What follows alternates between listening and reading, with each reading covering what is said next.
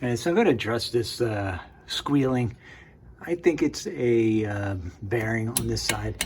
Ah, that brake is fucking hot.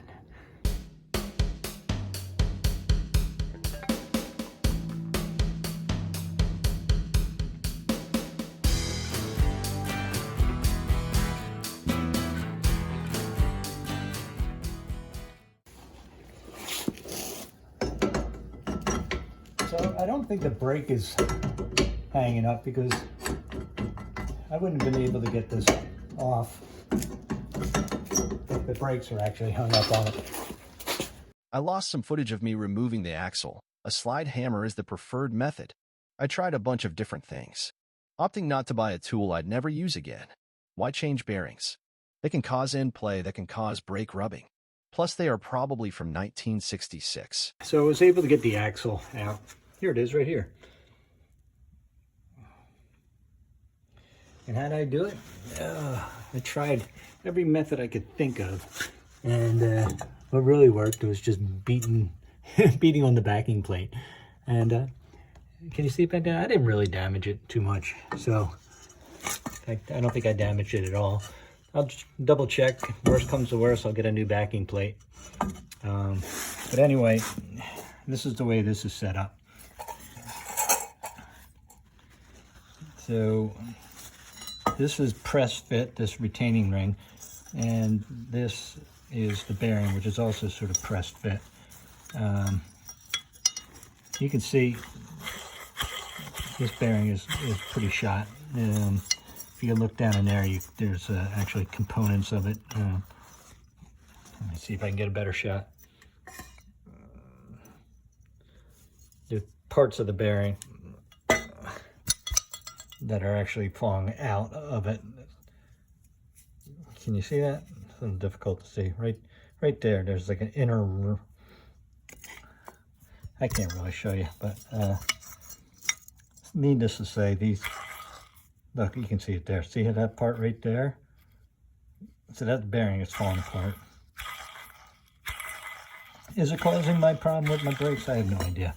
But anyway, you're supposed to hit these with a chisel, and they're supposed to break. But what I found out is that there was a little bit of a separation between this ring and the bearing, and I was able to just kind of put my chisel in there and not really bang on it to damage the rod at all, but just enough to separate it, and that's working for me. And this is actually getting loose, so I don't think I'll have problems getting that out. In fact, it just came off. And bearing just feels pretty good. I mean, there's a little bit of a ridge there, but I think that's just the tapered ends, so where this retainer goes. So get this out of here.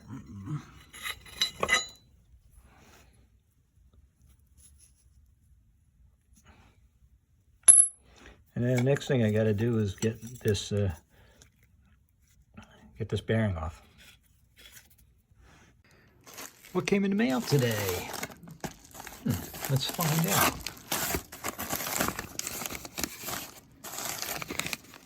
Seal.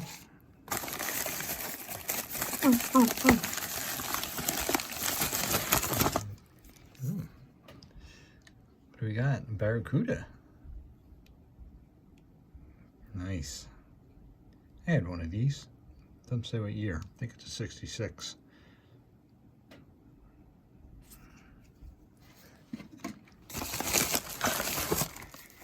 And wheel bearings. Hopefully these are the right kind. So I got two of those. And just fell out. So looks about right. Got a keeper and the bearing. I'll use that one since it's out. And another seal. So what are we going to do? I did get the keeper off.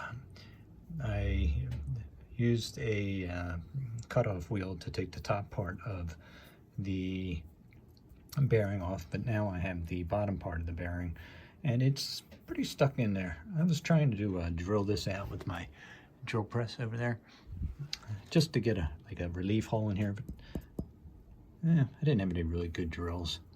So what I'm going to attempt to do is use my Dremel and some cutoff wheels, and I'm going to try to just put some slits in here, enough to get some relief, and I should be able to bang that out, I hope. And hopefully these are the right bearings. They look good. All right.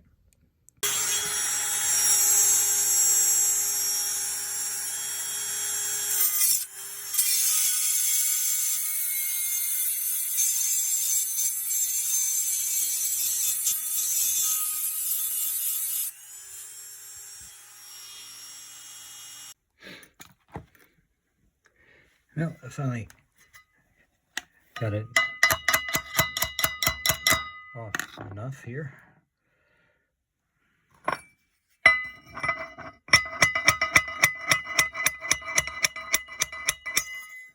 There we go. And it didn't really damage anything here.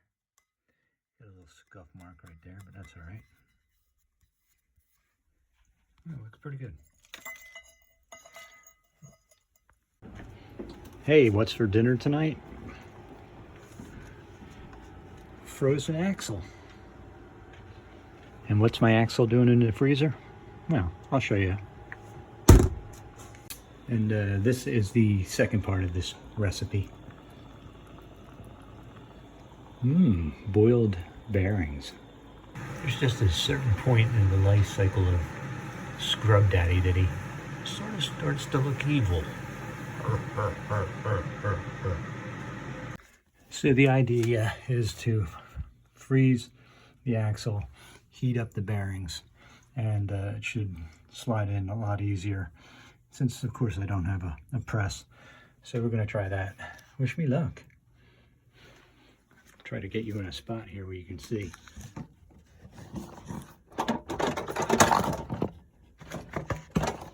Before everything cools off.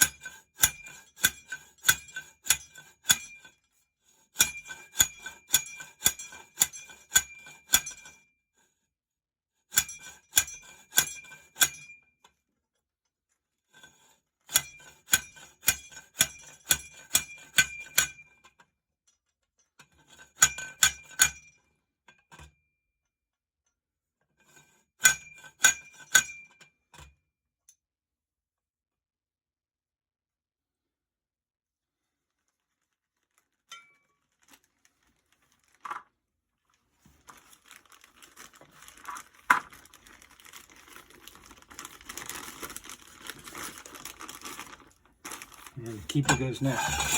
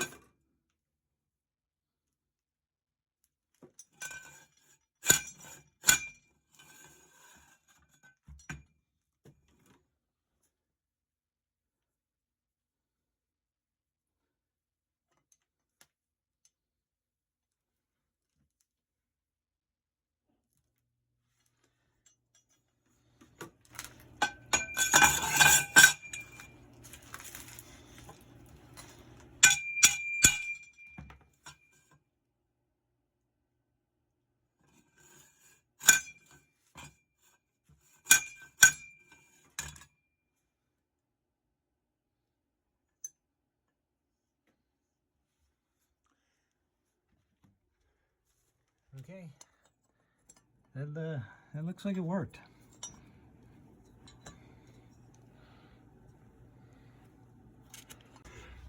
All right, folks, I'm back at the One Car Garage, and let me catch you up because I may not have explained this properly the last video because I was in full on ADD mode. So I was trying to do 100 things all at one time, and I get into those situations a lot because I don't have a ton of time to work on the car.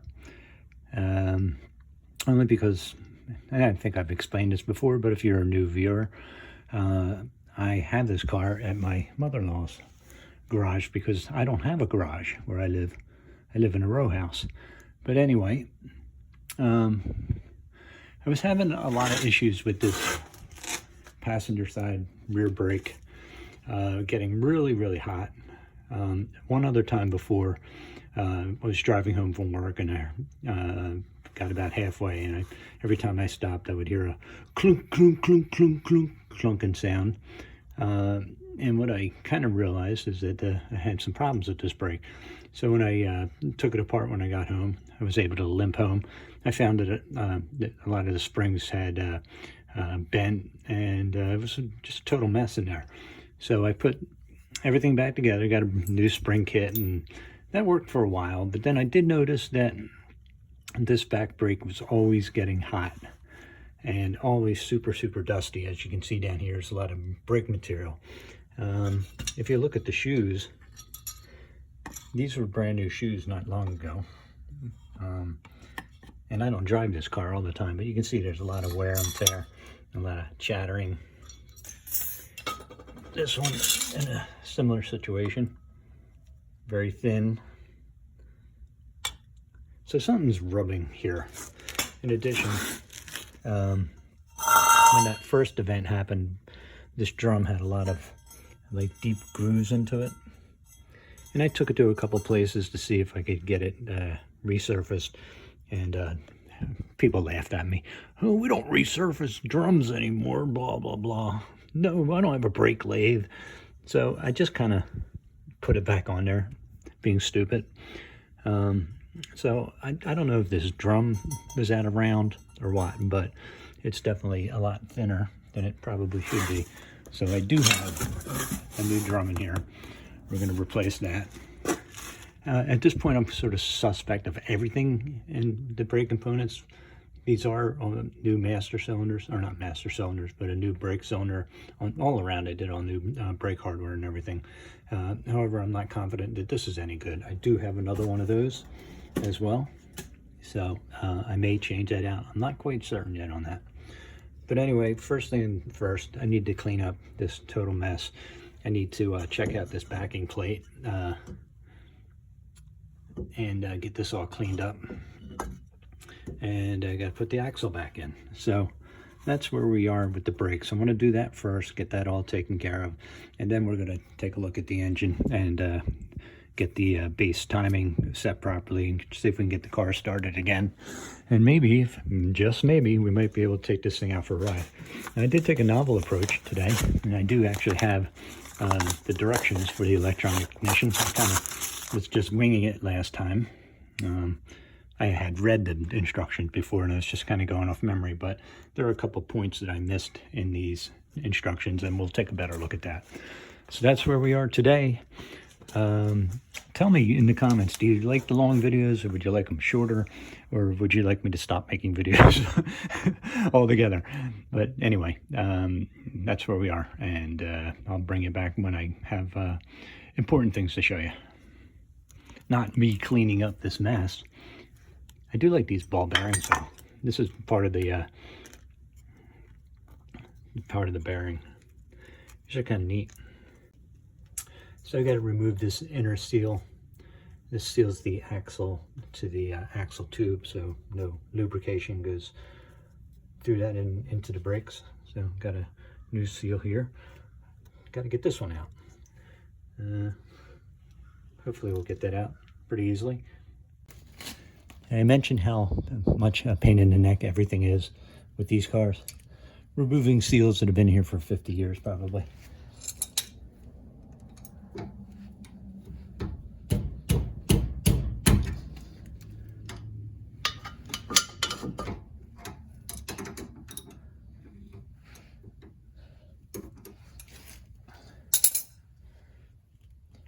There ain't much hope in saving this.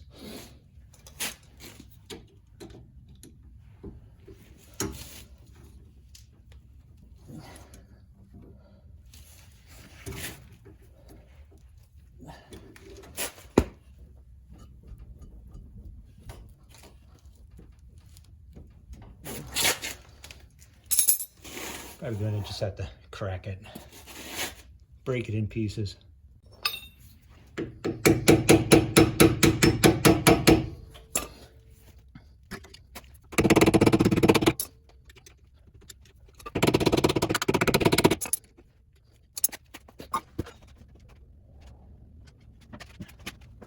That'll be good.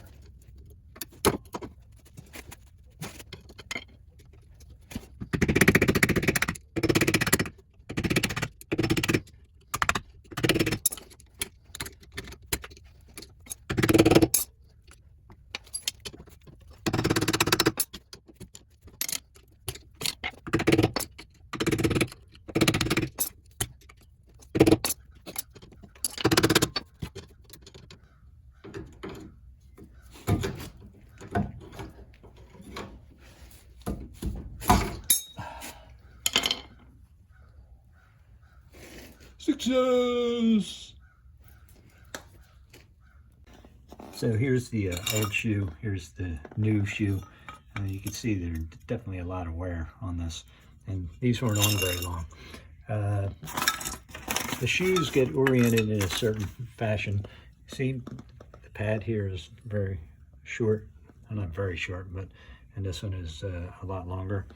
So the old adage is it's like a mullet haircut, long in the back, short in the front. Okay, got everything back together here. Lost a lug nut. I have to find one of those. I have one somewhere. Anyway, get the tire back on, brakes all put together. We'll take it for a test spin later and see if it still heats up.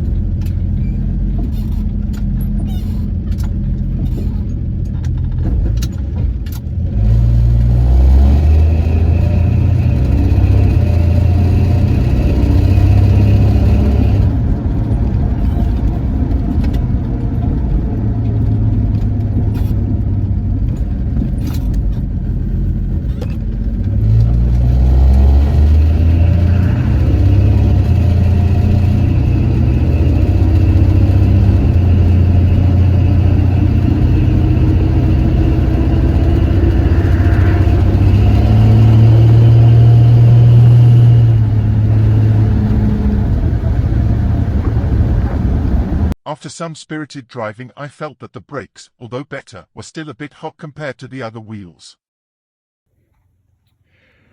Well, this may be the longest video ever produced. So, this has been bugging me almost as much as this paint job I did back here. Looks good there. It gets really scaly there. But anyway, we'll get to that another point. So I'm back here with the brake. This is still rubbing somewhere. It was getting extremely hot the other day. And I'm almost at my wit's end with it.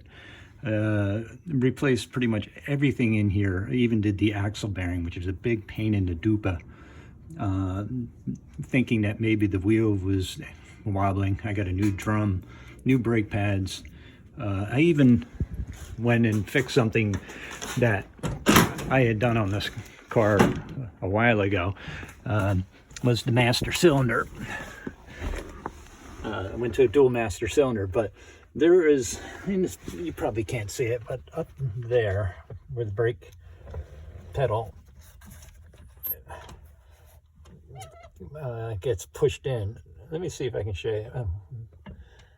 you. Where is it? I just saw it. There is a spring up here that makes the pedal return back. And I had thought that spring wasn't engaged properly, so I went and fixed that. And so now the pedal comes all the way back. I thought that maybe without that spring that it was sort of going halfway and rubbing, but I would think that that would make all the brakes get hot. But anyway, I did fix that, and that was a pain too, because I had forgotten that you have to release a bolt up here for the rod that goes into the master cylinder. And I was trying to pull it out from the other side, and I wound up pulling the piston right out of the master cylinder, thinking that I completely screwed it up. And I actually might have, because even though I bled these brakes, this pedal's still a little spongy. But it created a big mess in the driveway. But today what I'm going to do is I'm going to rip this apart. I did buy a new not a master cylinder, but a brake cylinder that I didn't put on the other day because the brake cylinders that were on this, all four tires, all four wheels had been replaced. But hey, you never know. Maybe I got a bad one.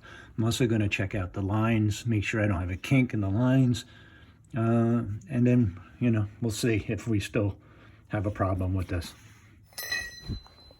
What I want to see is if after engaging the brake, if this tire indeed locks up, then maybe the release spring isn't working. So let me get around here, get inside the car. All right, inside the car now, and I do have a spongy brake. I still have some air in the lines, but let's simulate pressing the brake a few times. And let's go out and see if that wheel is still locked up. All right, so it feels like it's releasing. So that doesn't seem to be the issue. Which leads me to believe that the brake cylinder is okay. Well, let's get this wheel off. So it comes up really easy.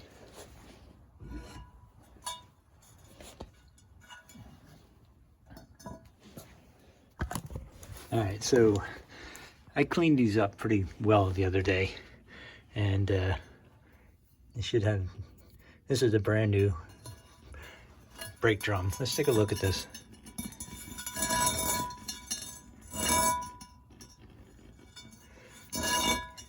So it seems like pretty even wear along this whole side here. How much brake dust do we have in here? Okay, that would lead me to believe that we have more than we actually need in here. And I got my little heater, but this thing is burning my leg off. It's nice and toasty. All right, let's look at the shoe. Looks like it's rubbing here. Nothing there. And it seems like it's rubbing in the middle. Are these just shitty shoes? Let me turn the light on so we can see the other side. Get a little light on the action. Okay, look at the rub in here. Nothing here, but it has rub patterns all along here, which to me would be pretty decent. I would think that that's the way it's supposed to be. Let's go check the lines out.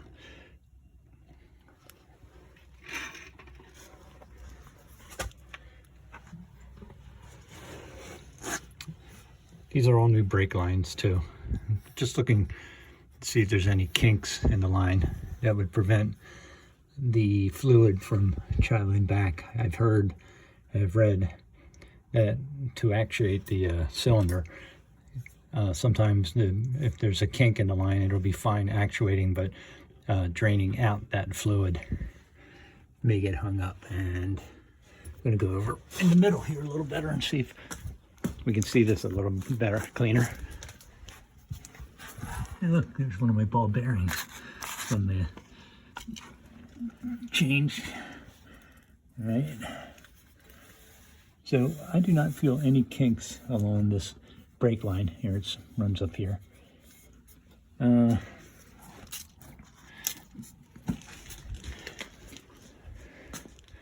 I guess what I'm going to try to do now is seeing how everything kind of moves. Set up the camera here and I'll go in the car. So you tell me how it looks.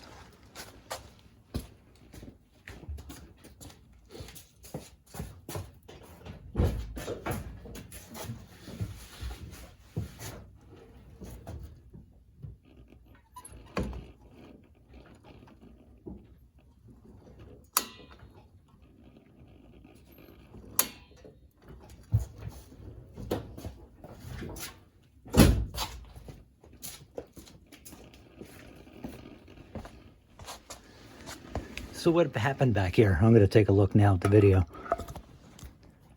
Did you see anything unusual? I think I did. It seemed to me, and I guess this is not a most accurate test, but it seemed to me that this side of the brake cylinder came out first, and then after subsequent pedal pushes, it looked like they started to pull out evenly. But I'm wondering if that might be the issue. So I am going to swap out, as much as I don't want to, because I don't really enjoy doing brakes. They're dusty, dirty, but I'm going to swap out this brake cylinder and see what happens.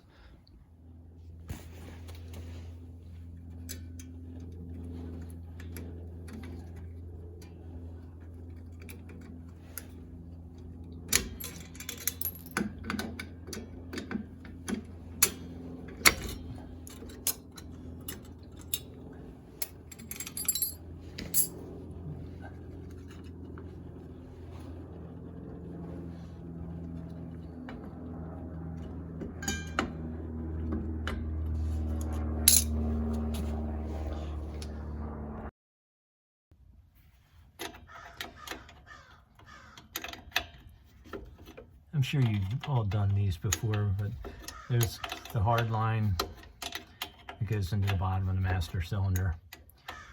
And then there's two nuts up top here. They're not nuts, they're bolts. Nuts are the things that go on the bolts that you have to take out, and that slides out. Got one out. Here comes the next one.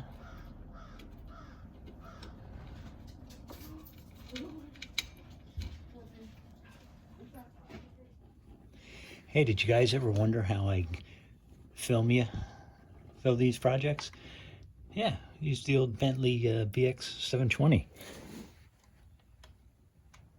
Smile. Okay, here's the new brake cylinder. This is a Centric 134620008. And we'll see if this works out any better. Now, I should also point out that when I got this car, among the many things that were missing, this back brake area was completely disassembled. So that leads me to believe that they may have had issues with this brake even before I had purchased the car. But anyway, I did try to clean up this mounting area up here. It's also entirely possible that the brake cylinder started out to be fine, and then just the overheating of this back area, because it had been overheating and all for a while. And maybe this I'll keep calling it master cylinder, but maybe this wheel cylinder got cooked somehow. So I'm gonna try the new one now. Let's put this on. All right, new wheel cylinder is on. Let's put these brakes back together, and hopefully we'll have some better luck.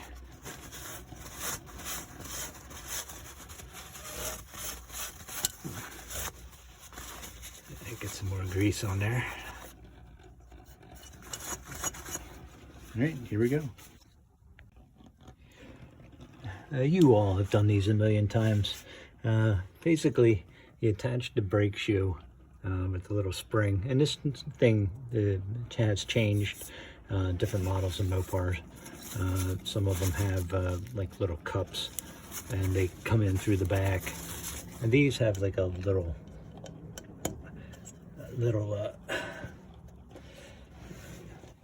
anchor. Where's my finger? Little anchor plate that kind of fits in this hole here, and then you mount the shoe, and then you attach this little spring unit. Best way to do this is with some sort of punch,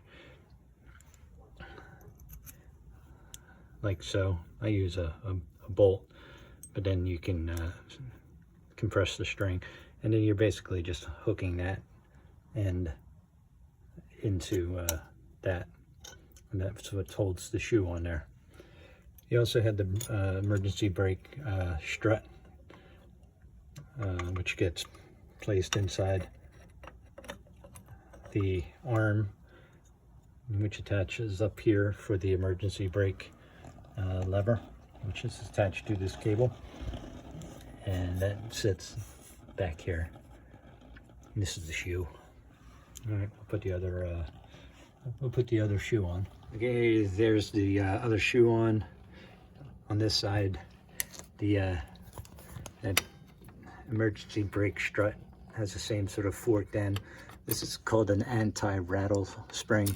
Basically, I guess just so this thing doesn't rattle around once everything's tight. Next part is the adjuster, which goes down here at the bottom, and that has a spring that goes with it, and also this little gadget that the spring attaches to, sort of like this, and that spring end kind of goes in here. This is the spring that releases the pressure when you apply the brake and let go of the brake. So we're gonna throw this on. These self adjusters are important. They have to be lubricated so they don't bind, and also there's right side and left side ones. You want to make sure you have the right side properly installed here, and I believe these have an R on them somewhere for right and left. I think it's on here somewhere.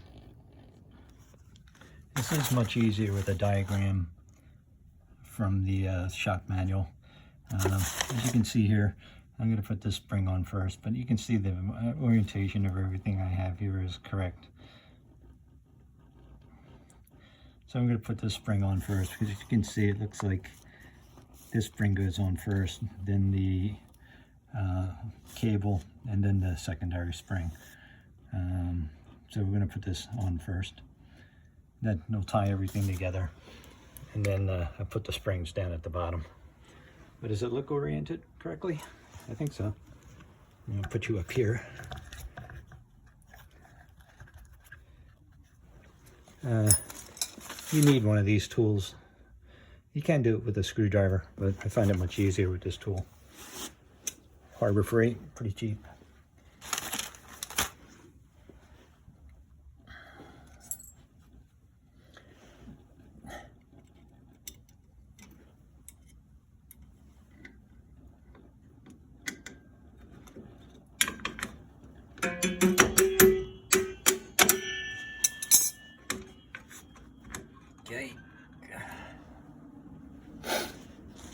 Next spring gets this cable guide. This is sort of a pain in the neck. That goes in that little hole on the opposite side of where that spring went. This is the thing I had the most trouble with on these. So if I start cursing, so we put the cable end on, and like I said, this is a pain in the neck. Here's how I like to do it. I like to put this on first. Don't even try to get it inside this cable guide for now, because you can kind of maneuver that in with a screwdriver later. And we'll put the spring through that guide, and then we'll come up here. Arg.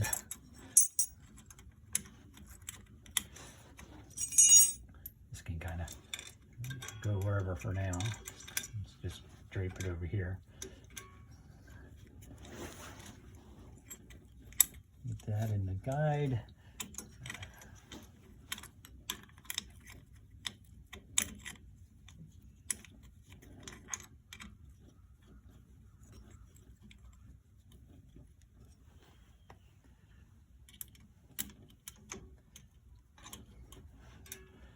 All right, and then we'll attach that spring.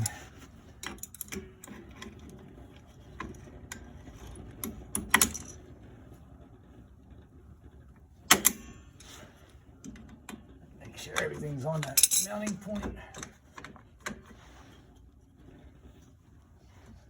All right, that's that part. Oh, I just took my spring off. Couldn't do that if I tried.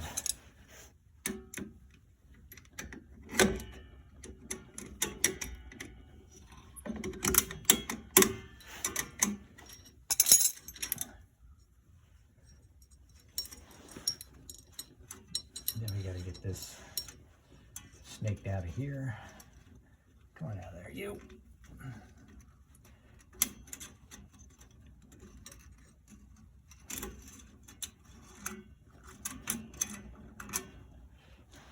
That gets put around that guide down here.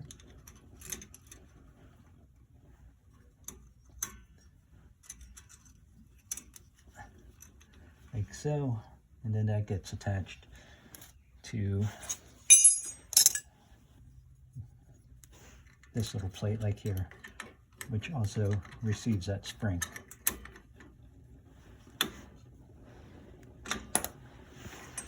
Okay. We'll be back. Well, it's all back together. Let's check everything, as these things can get a little funky. All right, this spring is going through that spring guide, right?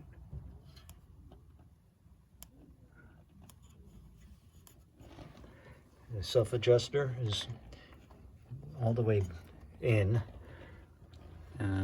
Everything look good up here.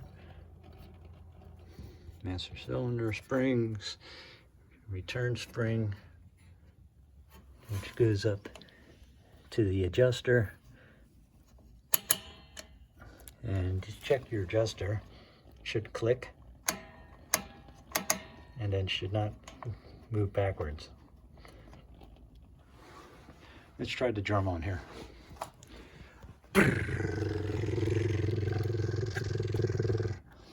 It should be loose.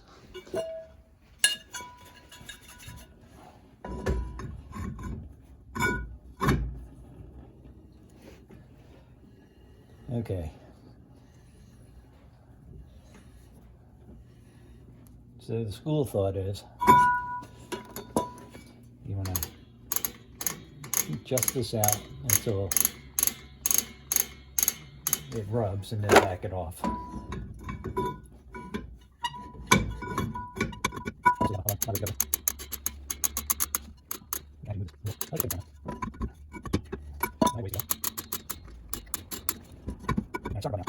It's a little harder to push. So what I'm going to do is back this off with a couple clicks. And you can't go backwards without lifting this up. Let's see, we'll go 1, 2,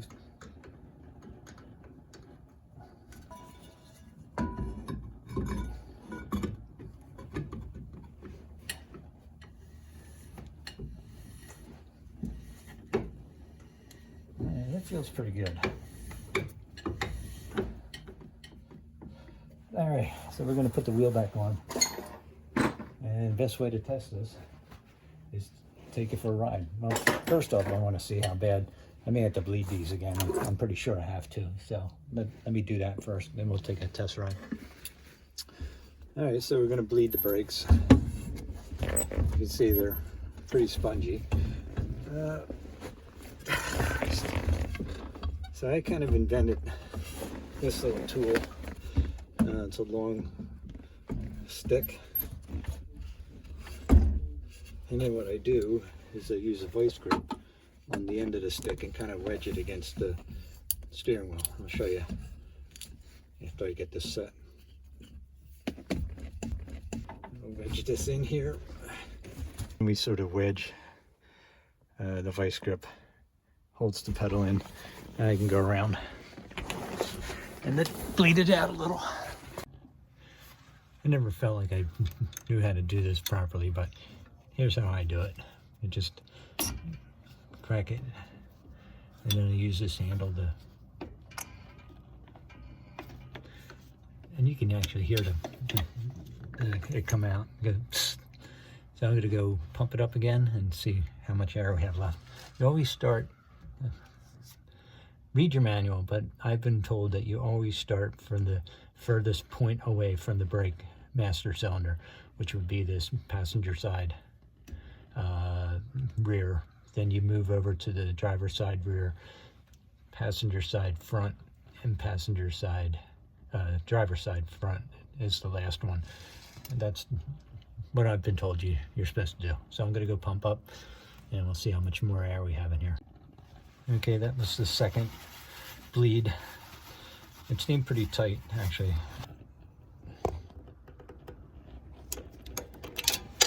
And then there's a dust cap that goes on the end of that bleeder screw. Where is it? There it is.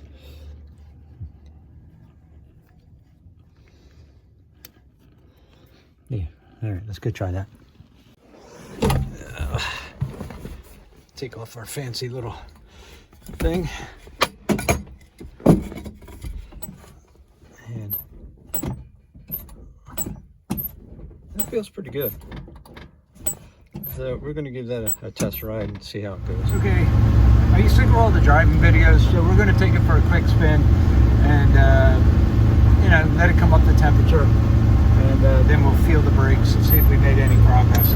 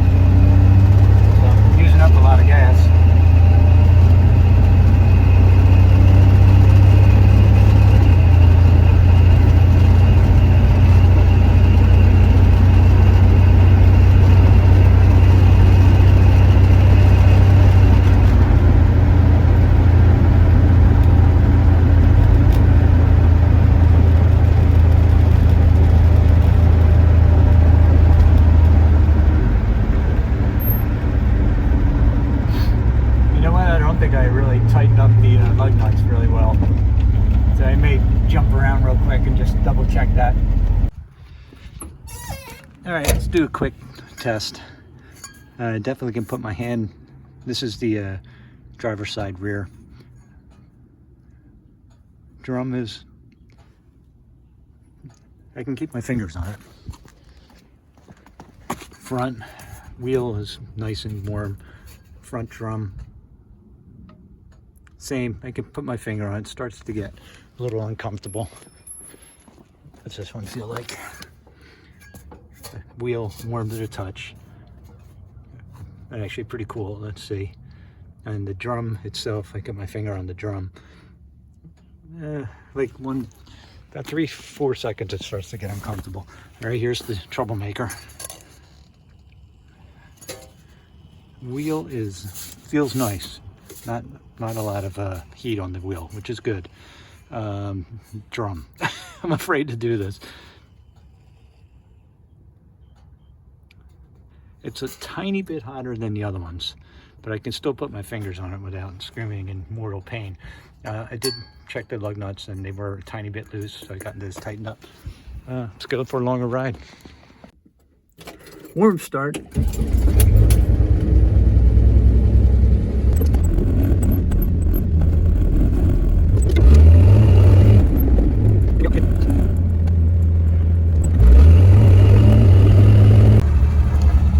Okay, we drove it around a good bit, did some hard braking. Let's do the old wheel test. Hey, if this was a real channel, we'd have one of those digital things, but okay, cool to the touch. Cool to the touch. Cool to the touch. And here we go again. It's definitely warmer than the others. No, I don't know what's going on with this wheel. It's a little better.